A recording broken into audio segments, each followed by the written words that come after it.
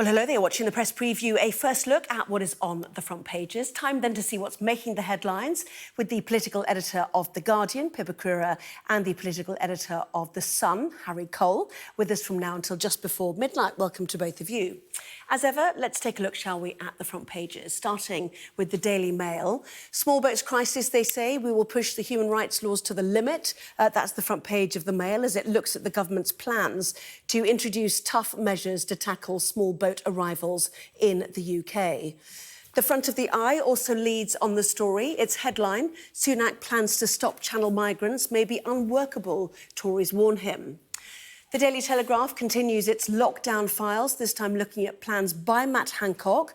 The headline, block funds for MPs who don't toe the line on lockdown. Family's double tragedy reads the headline of the Metro as they examine the fallout of a devastating car crash in South Wales. The Guardian reports on an investigation into methane leaks into the atmosphere. Front page of the Financial Times looks at plans for a meeting between Taiwan's president and the US House Speaker, which will take place in California. And the Gong Father is the headline of the Daily Star, checking I could read it, amid reports that former Prime Minister Boris Johnson has nominated his father for a knighthood. Well, a reminder, by scanning the QR code you'll see on screen during the programme, you can check out the front pages of tomorrow's newspapers while you listen to our guests. So let's head straight to Pippa and Harry. Welcome to both of you. Lots of coverage then on the plans that we'll hear tomorrow about how to stop these small boat crossings, including double-page spread in the Times, storm clouds ahead for a law that aims to curb channel crossings. And Harry, there's no doubt that this is, broken previous administrations and may well be difficult too for Rishi Sunak. But the sound of it, he's going to give it a good go. Tell us more. Absolutely. In fact, the Prime Minister's written in The Sun tomorrow, and he says just that. He says that our readers, the British public, have been promised all sorts of things before that haven't lived up to expectations. They've been promised legislation that's going to fix things. Bit of a dig there at Priti Patel, actually, and Boris Johnson, whose own attempt at this didn't go very well and is still sort of bogged up in the courts with the Rwanda scheme. But he's saying, look, we are going to push this to the limit, essentially. This bill is going to be highly controversial. For the first time, and sorry to get a little bit techie here, it's going to have something called a Section 19B order in it, which is essentially an acknowledgement for ministers which says, we don't really know if this breaks international law. We don't really know whether this actually rubs up, they're saying, pushes up against our commitments we've made to the European Convention of Human Rights and could conceivably break that. Now, that is going to go down very badly with the very well-heeled, very vocal army of lawyers, open borders activists, and I suspect large parts of the left-wing media. So it's going to be a very, very, very punchy day tomorrow, I think. Yes, well, I'll come back to that double-page spread in the Times, which has a lot of detail, but let's pick up on that in the Daily Mail, shall we? We will push human rights laws to the limit, as Harry said. Is that partly why he's got to go and speak to Macron on Friday? What's he hoping to achieve in that meeting later this week then, Pippa? So this is going to be the first bilateral summit on French soil since 2018, after a fairly sort of turbulent few years of relationship between Britain and France amidst all the Brexit wars, amidst Boris Johnson's perhaps more belligerent approach towards our French neighbours than Rishi Sunak, who has been keen from the off to have a much more diplomatic relationship with them. The role of the French when it comes to the human rights angle of it is the role of all European countries that sort of that subscribe to it. That what this summit's going to be about, though, is about what more the French can do on French beaches to try and prevent some of those people trafficking gangs bringing across boats in the first place. We have reached a deal with the French last year, but I think it's about £65 million that we paid them in order to step up patrols to stop some of those gangs getting people over. Patrols were doubled, there was going to be drones used, various other sort of enforcement measures. But as we saw with some of the figures last year, for the numbers of people coming over the channel, that despite the fact that substantially more people were prevented from crossing, I think the number went from about 40,000 to about 80,000 were prevented coming over, or sorry, 40% to 80%, I should say, of attempted crossings were prevented by the French. The numbers still kept coming, and so as part of the sort of the bigger picture for dealing with the government's plan to deal with this issue is of course the French, and it's a key part of it. So having tried for years under previous administrations to sort of have a much more sort of bullshit relationship with the French and trying to criticizing them, and I'm hesitant to use the word bullying, but pushing them to do more to stop them, to do more to stop the boats. Sunak is trying a very different track, trying a more diplomatic approach. So let's see whether it works. I think we won't obviously know until Friday and afterwards what the French are signed up to. But Macron and he do seem to have sort of hit it off more than some of our previous leaders. So we'll see what they manage to come up with. Yes, and interestingly, all sorts of international conversations taking place. Just hearing that the Foreign Secretary, James Cleverly, has spoken to his counterpart in France as well, helping prepare, as they said, for the 36th Franco-British summit to be held on the 10th of March. And also we hear that the Prime Minister has had a call with the President of Rwanda, President Paul Kagame. They discussed the UK-Rwanda migration partnership and our joint efforts to break the business model of criminal people smugglers and address humanitarian issues. That came as a leak suggested that the first Rwanda flights might not happen till March 2024, Harry. So all of this is long-term stuff that will be challenged in the courts and will not deliver the instant result, possibly, that the government seems to be after. Well, the best case scenario for, as you say, for a Rwanda flight is Christmas at the earliest. That's if they win every sort of part of their appeal, the appeal process. The government's already won in the High Court. Let's make this very clear. The High Court has ruled that the Rwanda policy is legal. However, that is being challenged in the Court of Appeal. There's a debate about whether if it's a split result, it then goes to the Supreme Court and so on and so on. What I think tomorrow's legislation, is trying to do, and it's going to take a number of months to get it through the House of Commons, though I hear whispers that actually they might start voting on that bill pretty soon as next week, in fact, to try and keep up some of the momentum on this. Look, they're trying to make this watertight. This bill was promised in the new year, and then it was promised in sort of promised before the new year, then the new year. Now it's I think officially spring, although it doesn't feel like it outside. They've really worked a long time on making sure this is actually not going to be in its as sort of holy, if that makes sense, as woolly as previous attempts where activists, lawyers were able to pick apart, with the help of charities and campaigners, holes in this bill. I think they're going to try and keep this very, very, very tightly worded, or so they promise, in order to try and avoid some of these legal delays. And as we have it, Parliament is sovereign in this country. If they change the law and clear up some of those loopholes that are being exploited at the moment, the hope is they will speed this up. But however, even the greatest of optimists, if you're backing this policy, think that it's going to happen anytime soon. And what you're heading into is 2024, an election year. In his Sun piece tomorrow, the Prime Minister, you don't normally hear him directly call out Keir Starmer and Labour and the left as a sort of block, but he does in the Sun tomorrow, and he says, look, I've got a plan. This is what I want to do.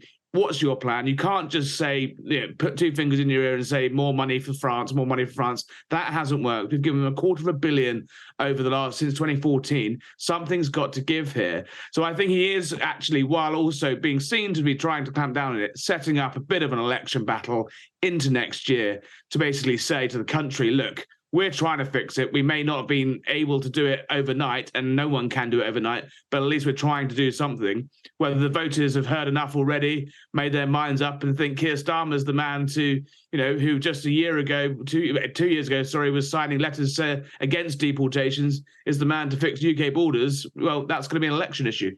Yeah, interesting. The Eye says that critics have warned the Stop the Boats pledge is unworkable. As one, the UK lacks capacity to detain tens of thousands of asylum seekers and may struggle to find countries to take deportees. We don't have agreements with very many countries at all on that. The Guardian, your paper, suggesting that Suella Braverman, the Home Secretary, when she speaks in the Commons tomorrow, will ask for the proposed law to be applied from the moment she stands up, Pippa, which is interesting in itself, is it not? So, will the message get through? Will it work? Will it stop the trade, if you like? And will it put people off crossing the channel? All questions nobody knows the answer to.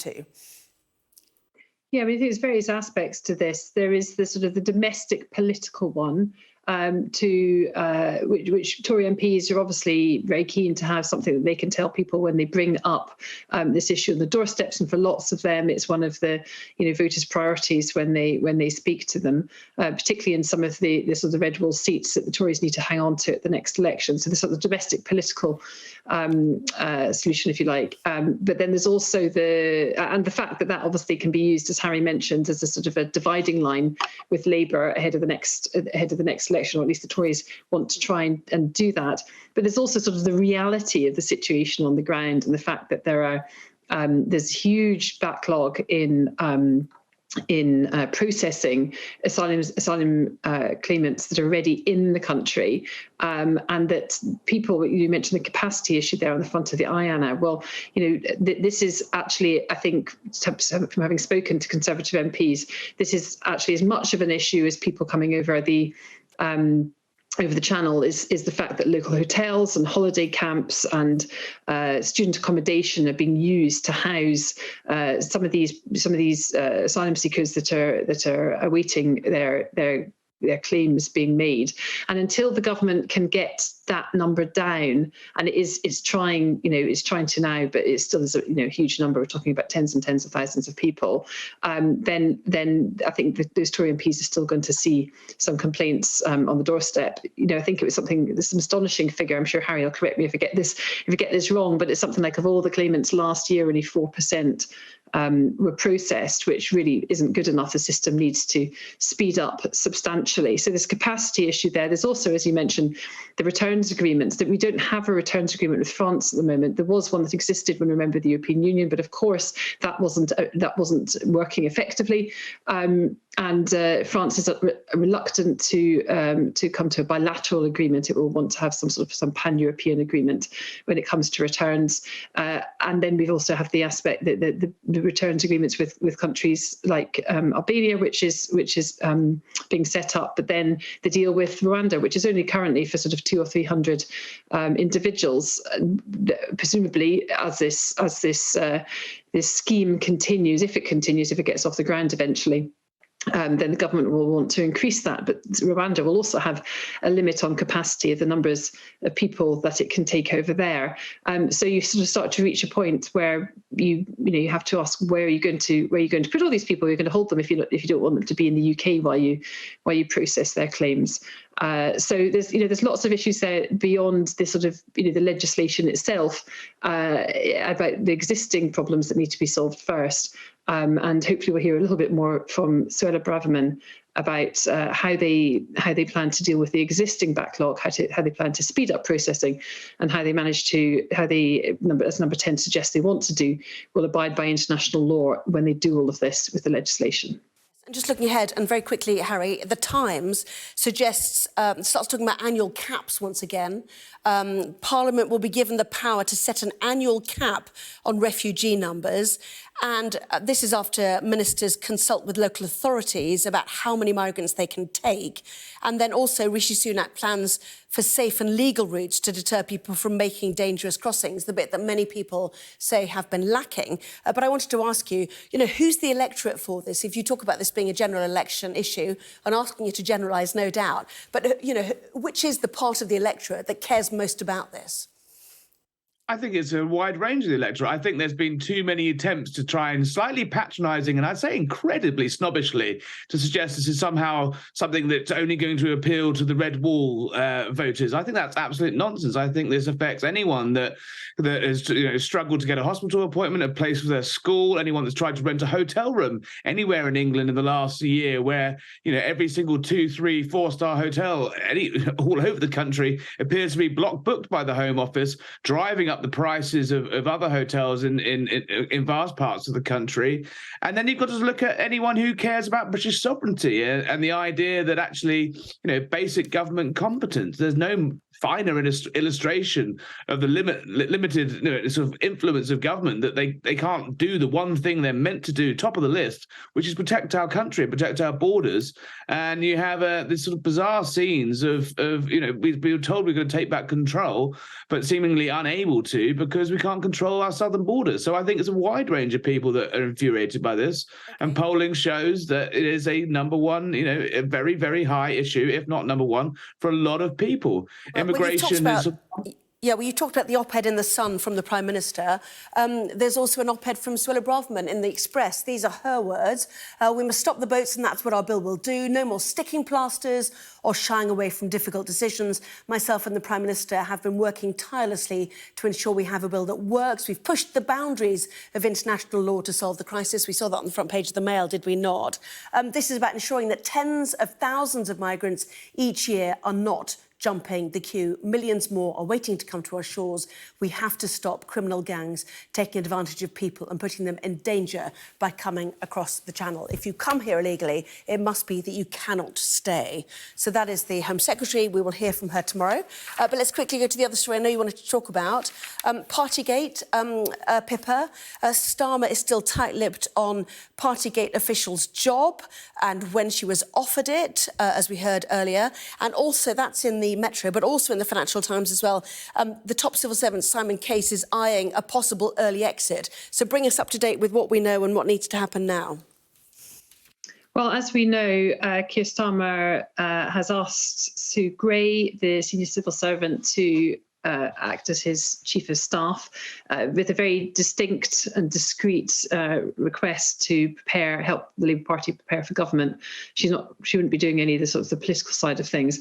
But this information was this information came out last week. It was leaked, and a journalist, Joe Pikes, reported it, and rather sort of forced Labour's hand.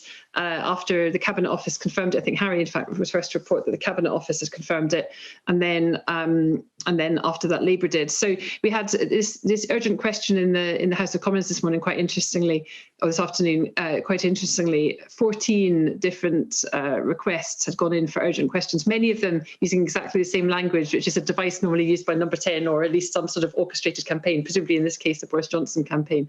And one of those was picked. It was very specifically about civil service impartiality, and in fact, anybody that tried to sort of range off the quite defined topic of that and onto sort of whether the Partygate inquiry was biased or not was very quickly slapped down by the Speaker. But during it, Jeremy Quinn, who was the Cabinet Office Minister who was responding, suggested that Sue Gray may have broken the civil service rules already because there is a responsibility to tell ACOBA, which is the body that runs business appointments, former civil servants and former ministers. It has to give their approval that they have to be informed before that is announced. Now, it's Labour kind of slightly splitting hairs on this because they say, well, we didn't break any rules because we only confirmed it after it already been announced by the Cabinet Office, by Sue Gray and others. Whether ACOBA makes the same judgment that those rules weren't breached, we'll have to see. And certainly there's not an official inquiry into this, but there are some people at the Cabinet Office looking to make sure that the Civil Service Code had been followed. Now, really, this is a very kind of like inside politics Westminster issue. I'm not sure people in the world are actually going to be that caught up with it all.